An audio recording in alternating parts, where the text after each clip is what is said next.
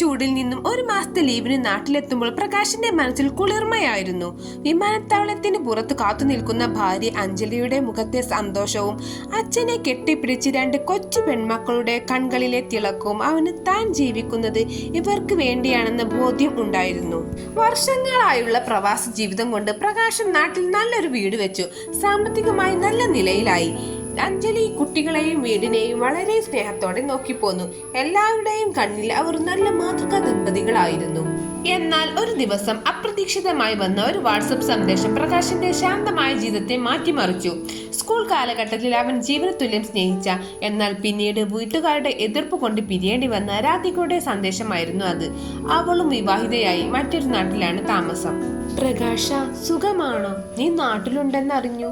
അവിടെ ആ വരി പ്രകാശിന്റെ മനസ്സിൽ വർഷങ്ങളായി മൂടിവെച്ചിരുന്ന ഓർമ്മകളുടെ കനലുകൾ വീണ്ടും ഊതി കത്തിച്ചു. ആദ്യം വെറും സുഖവിവരങ്ങൾ ചോദിക്കലിൽ തുടങ്ങിയ ചാറ്റിംഗ് പിന്നീട് അഞ്ജലി കാണാതെ അർദ്ധരാത്രികളിലെ നീണ്ട ഫോൺ കോളുകളിലേക്ക് വഴിമാറി.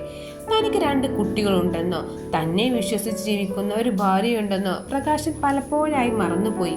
രാധികയോടുള്ള പഴയ പ്രണയം ആ അവിഹിത ബന്ധത്തിന്റെ രൂപത്തിൽ അവനെ പൂർണ്ണമായി കീഴ്പ്പെടുത്തി കഴിഞ്ഞിരുന്നു. ലീവ് തീരാൻ ദിവസങ്ങൾ മാത്രം ബാക്കിയുള്ളൊരു രാത്രി മുറിയിൽ പ്രകാശൻ രാധികയുമായി ഫോണിൽ സംസാരിക്കുകയായിരുന്നു. രാധികെ, നിന്നെ പിരിഞ്ഞതിന് ശേഷമുള്ള എൻ്റെ ജീവിതം വെറും ഒരു യന്ത്രം പോലെയായിരുന്നു. അഞ്ജലിയോട് എനിക്ക് സ്നേഹമുണ്ട്, പക്ഷേ എനിക്ക് നിന്നോട് തോന്നുന്ന ഈ ഒരു അടുപ്പം. പ്രകാശൻ വികാരീതനായി സംസാരിച്ചു കൊണ്ടിരുന്നു. പെട്ടെന്ന് മുറിയുടെ വാതിൽ തുറന്നു. കയ്യിൽ പ്രകാശന് കുടിക്കാനുള്ള പാലുമായി അഞ്ജലി നിൽക്കുന്നുണ്ടായിരുന്നു. പ്രകാശൻ പരിഭ്രമത്തോടെ ഫോൺ കട്ട് ചെയ്തു. അഞ്ജലിയുടെ കണ്ണുകൾ നിറഞ്ഞിരുന്നു, കൈകൾ വിറയ്ക്കുന്നുണ്ടായിരുന്നു. അവൾ എല്ലാം കേട്ടിരുന്നു. ആരായിരുന്നു പ്രകാശേട്ടാ അത്? രാധികയോ?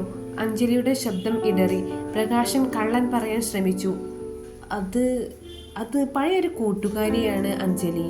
നീ വിചാരിക്കുന്നത് പോലെ ഒന്നുമില്ല. അഞ്ജലി പാൽ ഗ്ലാസ് മേശപ്പുറത്ത് വെച്ചു. അവളുടെ കണ്ണുകളിൽ ദേഷ്യമായിരുന്നില്ല, മറിച്ച് വഞ്ചിക്കപ്പെട്ടവളുടെ കടുത്ത വേദനയായിരുന്നു. എന്നെ പറ്റിക്കാൻ പ്രകാശേട്ടാ, പക്ഷേ സ്വന്തം മനസാക്ഷിയെ പറ്റിക്കാൻ പറ്റുമോ? അഞ്ജലി ചോദിച്ചു. ഈ 10 വർഷത്തെ പ്രവാസ ജീവിതത്തിനിടയിൽ നിങ്ങൾ നാട്ടിൽ വരുന്നത് കാണാൻ ഞാൻ കാത്തിരിക്കുന്ന കാത്തിരിപ്പുണ്ടല്ലോ. അതിനേക്കാൾ വലിയ പ്രണയം വേറെയുണ്ടോ? നിങ്ങൾ തന്ന പണവും ഈ വലിയ വീടുമല്ല എനിക്ക് വലുത്, നിങ്ങളുടെ ഈ മനസ്സായിരുന്നു. അതിലാണ് ഇപ്പോൾ വേറൊരുവൾ വന്നിരിക്കുന്നത്. പ്രകാശൻ തല താഴ്ത്തി നിന്നു. അഞ്ജലി തുടർന്നു. അപ്പുറത്തെ മുറിയിൽ കിടക്കുന്ന 2 പെൺകുട്ടികളുണ്ടല്ലോ, അവരെ ഓർത്തെങ്കിലും നിങ്ങൾ ഈ ചതി ചെയ്യാൻ എങ്ങനെ തോന്നി? നാളെ അവർ വളർന്നു വലുതാവുമ്പോൾ സ്വന്തം അച്ഛൻ്റെ ഈ മുഖം അവർക്ക് താങ്ങാൻ കഴിയുമോ? പഴയ പ്രണയം ഓർക്കാൻ നല്ലതായിരിക്കാം പ്രകാശേട്ടാ, പക്ഷെ അത് ജീവിക്കുന്ന കുടുംബത്തെ തകർത്തിട്ടാവരുത്.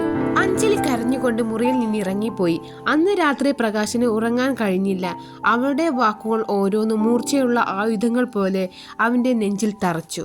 അവൻ ആലോചിച്ചു, താൻ എന്തൊരു കെണിയിലാണ് ചെന്നുപെട്ടത്.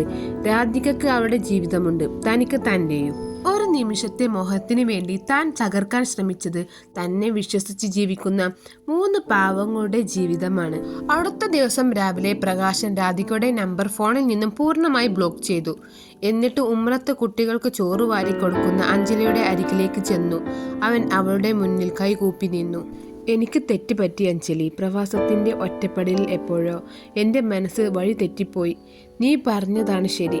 എനിക്ക് വലുത് എൻ്റെ കുടുംബമാണ്. എന്നോട് ക്ഷമിക്കണം. പ്രകാശൻ്റെ കണ്ണുകളിൽ നിന്നും കണ്ണുനീർ ഒഴുകി വീണു. അഞ്ജലി അവനെ നോക്കി. ഒരു തകർച്ചയിൽ നിന്നും തൻ്റെ കുടുംബത്തെ തിരിച്ചു പിടിച്ച ആശ്വാസത്തിൽ അവൾ ആ കൈകൾ ചേർത്ത് പിടിച്ചു. കാരണം തല്ലി പിരിയുന്നതല്ല, തെറ്റുകൾ തിരുത്തി കൂടെ നിൽക്കുന്നതിലാണ് ഒരു വീട്ടമ്മയുടെ വിജയമെന്ന് അവൾക്കറിയാമായിരുന്നു. Thank you for watching.